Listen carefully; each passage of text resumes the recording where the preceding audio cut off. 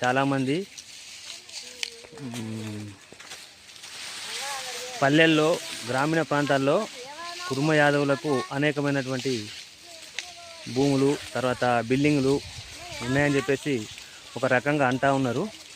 మరి వీళ్ళని ఒకసారి చూడండి. ముప్పటితోటి నుంచి వెళ్ళి వీళ్ళు కష్టజీవులు రాత్రి 2 గంటలకు లేచి 3 గంటలకు పని అంతా కంప్లీట్ చేసుకొని 4 గంటలకు ఉన్నదో లేదో సైల్దో బుల్దో బుక్క తినక అక్కడి నుంచి వెళ్ళి ఇక్కడికి వచ్చి ఇగో చూడండి ఎండ ఎంత ఈ స్థాయిలో కొట్టడం కూడా వాళ్ళు కష్టంతో పనిచేస్తూ ఈ విధంగా కష్టపడి చేస్తూ ఉంటే చాలామంది వాళ్ళకేంది వాళ్ళు చాలా డెవలప్ అవుతూ ఉన్నారు అంటున్నారు. కానీ వీళ్ళు చేసే కష్టాన్ని ఎవరు కూడా గుర్తించట్లేదు.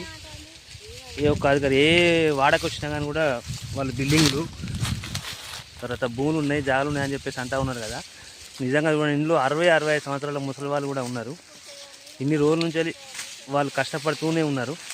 మరి ఈ కష్టాన్ని ఎవరు కూడా ఏ అధికారి కానీ ఏ ప్రజాప్రతినిధి కానీ గుర్తించట్లేకపోవడం మేము చాలా బాధ అనిపిస్తుంది. ఇది ఒకసారి కనువిప్పు కలగాలని 11 అవుతుంది, ఎర్రటెండ.